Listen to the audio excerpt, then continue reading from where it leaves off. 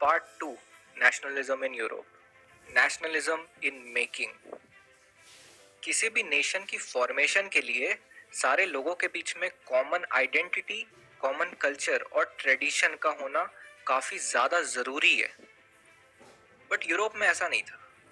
उसी का एक एग्जाम्पल है हैब्सबर्ग एम्पायर, जहां लोग जर्मन, इंग्लिश, फ्रेंच, इटाली कई भाषाएं बोलते थे, कई तरह के लोग रहते थे। तो इसके लिए हमें ये जानना काफी ज्यादा जरूरी है कि वहाँ नेशन का फॉर्मेशन कैसे हो।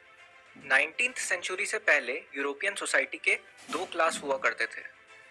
पहला क्लास था एरिस्टोक्रेसी, जो पॉपुलेशन में तो कम थे, वो बहुत ज्यादा डोमिनेटिंग थे, वो लैंड लॉर्ड्स हुआ करते थे और उनके पास सारी राइट्स होती थी, जैसे फॉर एग्जांपल वोटिंग राइट्स। वहीं दूसरा क्लास आता था पीजेंट्री, जो कि बहुत ज्यादा थे और इन्हें लोअर क्लास माना जाता था। ये बेसिकली टेनेंट्स हुआ करते थे और इनके पास कोई भी राइट्स नहीं हुआ करती थी। 19th सेंचुरी के बाद में एक नया क्लास एमर्ज हुआ जो कि कहलाया न्यू मिडिल क्लास। इसमें बहुत एजुकेटेड लोग थे, जैसे डॉक्टर्स, टीचर्स, इंडस्ट्रियलिस्ट।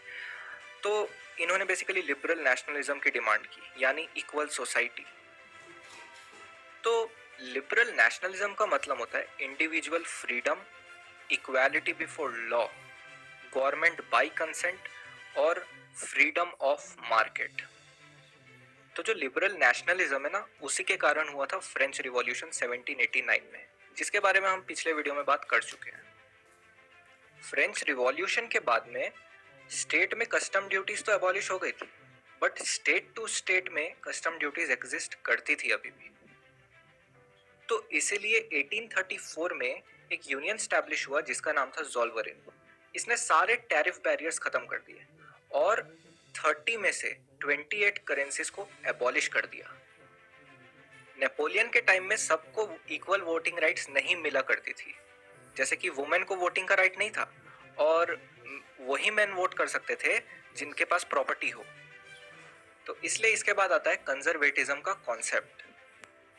1815 में नेपोलियन को बैटल ऑफ वाटरलू में ऑस्ट्रिया, ब्रिटेन और रशिया ने मिलकर हरा दिया। और इसके बाद जो यूरोपियन गवर्नमेंट थी वो सारे इंस्टीट्यूट्स को और सोसाइटीज को प्रिजर्व करके रखना चाहती थी। इसलिए नेपोलियन के टाइम में जितने भी चेंजेस आए थे उन सबको अंडू कर दिया गया, उनको हटा दिया गया और 1815 में ट्रीटी ऑफ वियना साइन की गई। ट्रीटी के अंदर 3 मेजर डिसीजंस लिए गए।